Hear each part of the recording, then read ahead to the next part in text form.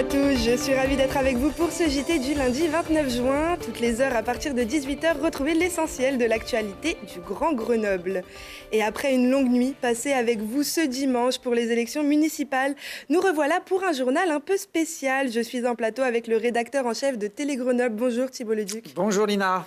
Alors, vous étiez hier ici, au cœur de l'événement, pour nous faire vivre en direct cette soirée assez exceptionnelle. Nous allons y revenir tout au long de cette émission. Et on commence par Grenoble, où la victoire d'Éric Piolle était attendue. Effectivement, hier soir, l'enjeu n'était pas de savoir si Éric Piolle allait être réélu maire de Grenoble, mais plutôt avec quel score. Il y a 6 ans, dans un cas de figure similaire avec 4 candidats au second tour, l'écologiste avait réuni 40% des suffrages pour prendre la ville aux socialistes. Hier, il a amplifié ce score en dépassant la barre symbolique des 50%. 53,1 pour être précis, reléguant son premier concurrent Alain Carignon à 30 points.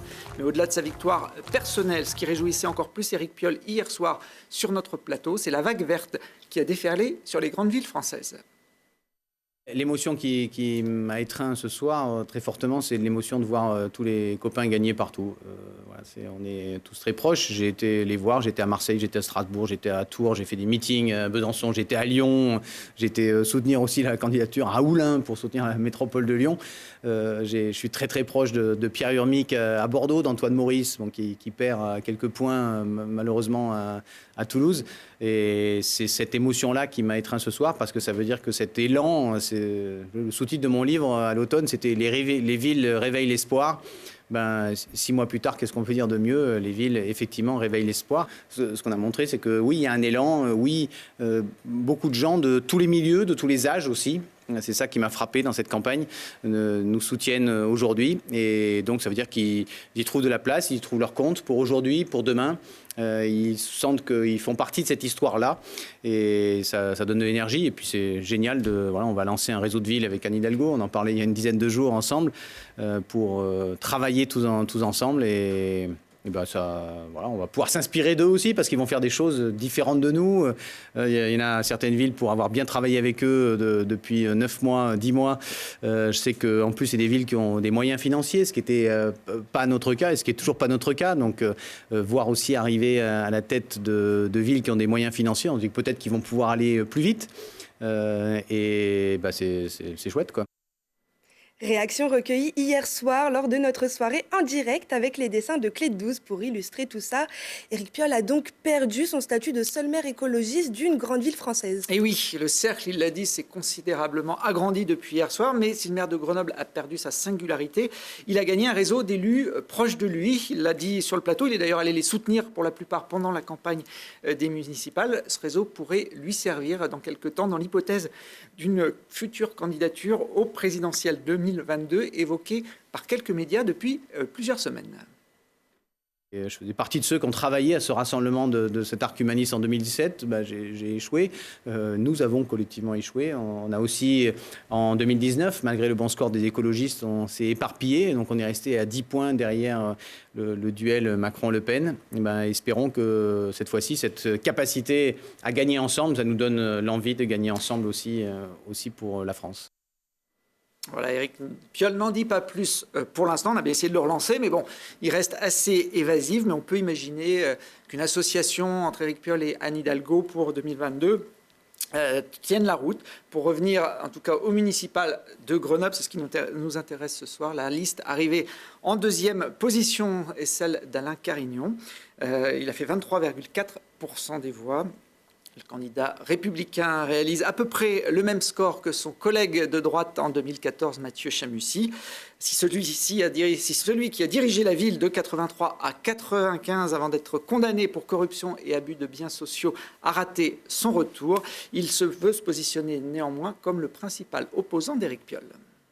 Maintenant que nous sommes légitimes pour représenter les Grenoblois qui ne sont pas d'accord avec la politique qui a été choisie par la majorité que nous respectons, évidemment. C'est à nous de jouer notre rôle pour défendre cette conception d'un Grenoble qui prépare son avenir sur des bases ouvertes, en respectant chaque Grenoblois, en donnant sa place à tous les quartiers qui ont été oubliés, en recréant cette solidarité qui manque, et surtout en s'attachant au développement économique et à l'emploi et à l'attractivité qui ont été abandonnés. La liste d'Alain Carignon comptera 7 élus sur 59 au conseil municipal. Si la victoire d'Éric Piolle est incontestable, on remarquera quand même que le maire de Grenoble a obtenu 3000 voix de moins qu'en 2014. Et oui, ça peut paraître surprenant, mais c'est dû à cette abstention massive qui n'est pas propre à Grenoble, avec seulement 42% des votants, alors qu'ils étaient 59% il y a 6 ans. Les bureaux de vote ont été beaucoup moins fréquentés dans l'Isère. Il faut dire que les mesures sanitaires encore en vigueur et le port du masque obligatoire n'ont évidemment pas incité les citoyens à se déplacer. Dans certains quartiers de Grenoble, comme à Mistral ou au village olympique, ce sont plus de 8 personnes sur 10 qui ne sont pas allées voter dimanche. À noter que les 2 autres listes en course dans cette quadrangulaire ont perdu des voix par rapport au premier tour. 1 point de moins pour Émilie Chalas qu'on vient de voir masquée. La députée de La République En Marche termine à 12,5% et près de 2,5 points en moins pour la liste du socialiste Olivier Noblecourt, ancien adjoint de Michel Destot, qui descend sous les 11%. Ces 2 listes auront chacune 3 élus au conseil municipal. Alors, si la couleur politique de Grenoble n'a pas changé à l'occasion de ces élections, d'autres villes de l'agglomération ont basculé, le plus souvent de droite à gauche, comme à Mélan. Et oui, Mélan qui tourne la page d'un mandat compliqué, avec pas moins de 3 maires en 6 ans suite au démêlé judiciaire de Marie-Christine Tardy, élue en 2014 sous l'étiquette des Républicains.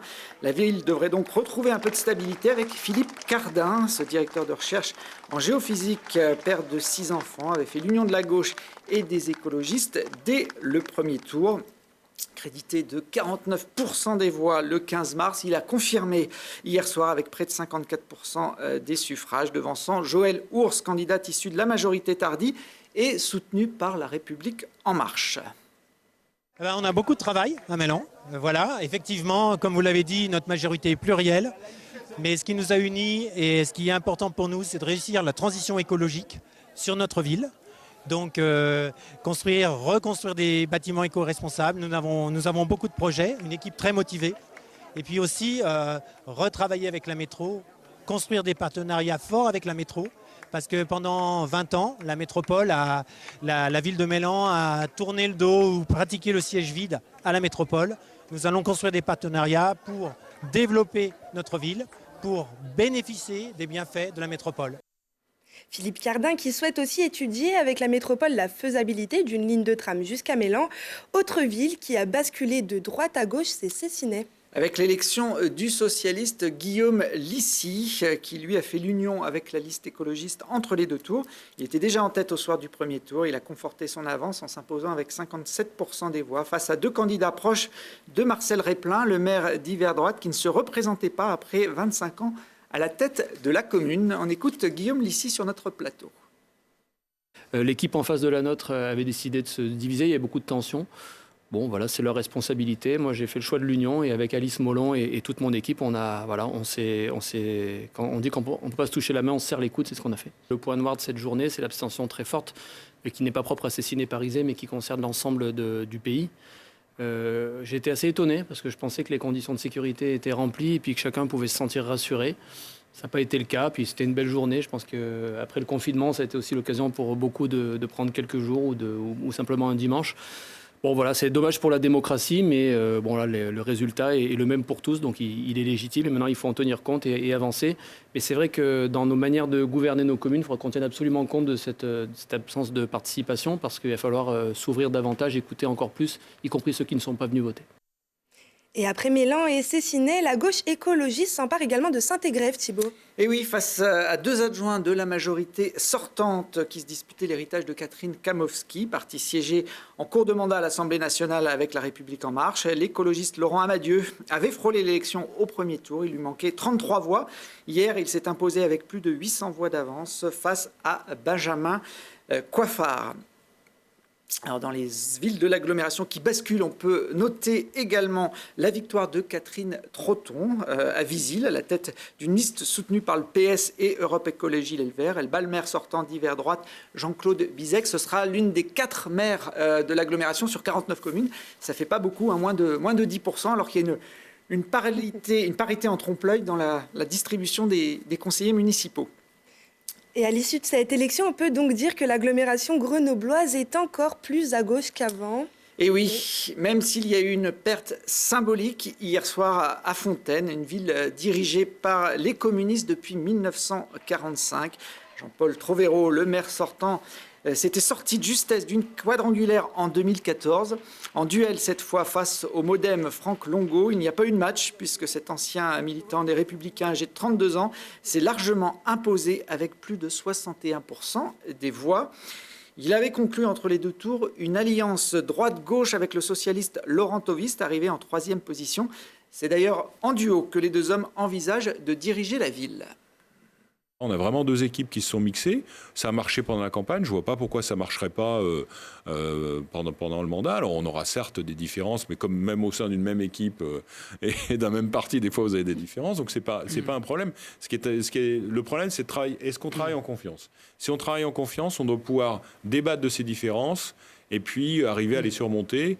Le programme, il est écrit, on s'est mis d'accord. Donc, pour moi, la ligne, elle est claire. Hein, c'est ce qu'on a mis dans le programme. Hein, voilà. Laurent Tovist a raison. Effectivement, on a travaillé collectivement. On a su monter une équipe et un programme commun. Mais je dois dire aussi qu'on est tous les deux dans l'opposition depuis 2014. Donc depuis 6 ans, en réalité, nous pouvons comparer nos avis. Et souvent, sur les délibérations, quand on a été contre ensemble. Et quand on a été pour ensemble. Donc en fait, il y avait une logique. Et moi, ça fait plus d'1 an que j'ai lancé des appels d'union avec Laurent Tovist. Donc en réalité, ce n'est pas une surprise. Voilà, c'était une alliance que, en tout cas moi de mon côté, mais je sais aussi côté de Laurent, était souhaitable pour Fontaine. Donc voilà, c'est pas arrivé non plus entre les deux tours, ça s'est construit déjà depuis 2014.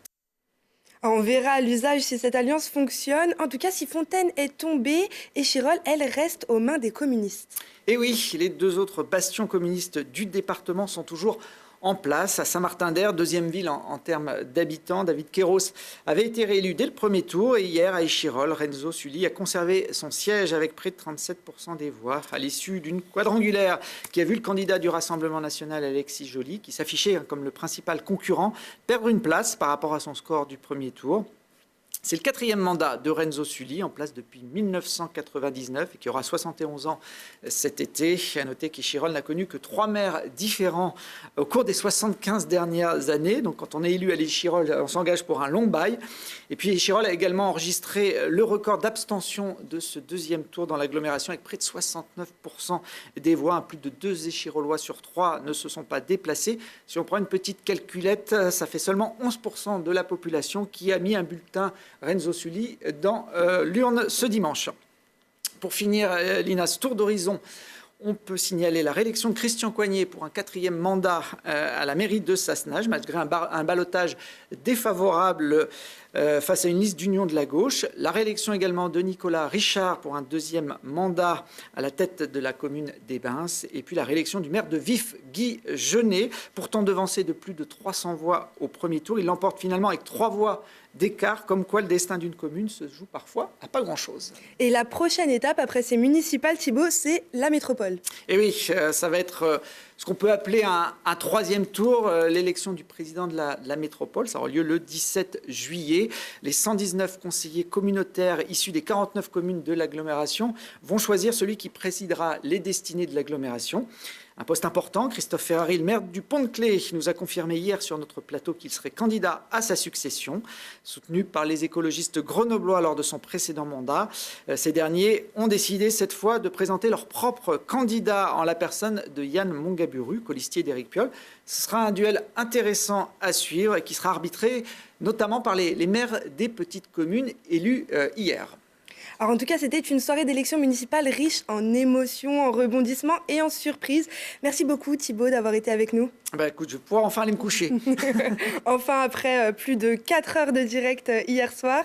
Et alors, nous finissons ce journal tout de suite. Merci à tous de nous avoir suivis, chers téléspectateurs. Nous vous donnons rendez-vous demain à 18h, puis toutes les heures pour un nouveau point sur l'actualité. Excellente soirée à tous.